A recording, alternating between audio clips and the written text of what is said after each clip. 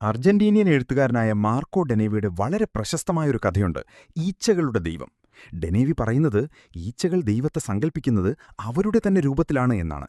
പല വർണ്ണങ്ങളിലെ ചിറകുകളുള്ള, ചിലപ്പോൾ ഭയങ്കരനായ, മറ്റു ചിലപ്പോൾ കരുണയുള്ള ഒരു വലിയ ഈച്ച.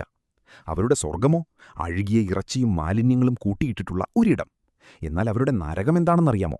യാതൊരഴുക്കുമില്ലാത്ത, മാലിന്യങ്ങളില്ലാത്ത, വളരെ വൃത്തിയുള്ള, കണ്ണഞ്ചിപ്പിക്കുന്ന പ്രകാശമുള്ള ഒരു മുറിയാണ്.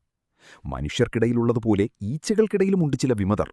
മറ്റീച്ചകൾ അഴുകിയ ഇറച്ചിയുടെ സ്വർഗത്തെപ്പറ്റി പറയുമ്പോൾ ഈ വിമതരായ ഈച്ചകൾ പറയുന്നത് ദൈവമൊരു ഈച്ചയല്ല, അതൊരു മനുഷ്യനാണ് എന്നാണ്.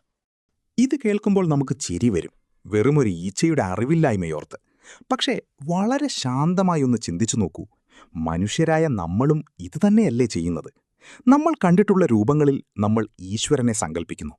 നമുക്കിഷ്ടമുള്ള കാര്യങ്ങൾ നിറഞ്ഞ ഒരിടത്തെ നമ്മൾ സ്വർഗമെന്ന് വിളിക്കുന്നു.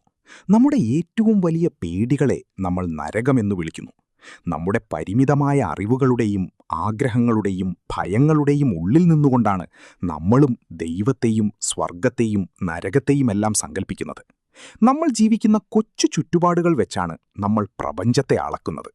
പ്രപഞ്ചത്തിൻ്റെ ഈ അതിരില്ലാത്ത വലിപ്പത്തിനു മുന്നിൽ നമ്മൾ സത്യമെന്ന് വിശ്വസിക്കുന്ന ഈ വലിയ സങ്കല്പങ്ങളൊക്കെയും ഒരു ഈച്ചയുടെ അഴുകിയ ഇറച്ചി സ്വപ്നം പോലെ വെറും വ്യർത്ഥമാണെന്ന തിരിച്ചറിവുണ്ടല്ലോ, അത് ഭയപ്പെടുത്താനല്ല, മറിച്ച് നമ്മുടെ അനാവശ്യമായ ചിന്താഭാരങ്ങളെ ഇറക്കിവെച്ച് വലിയൊരു സമാധാനം നൽകാനാണ്.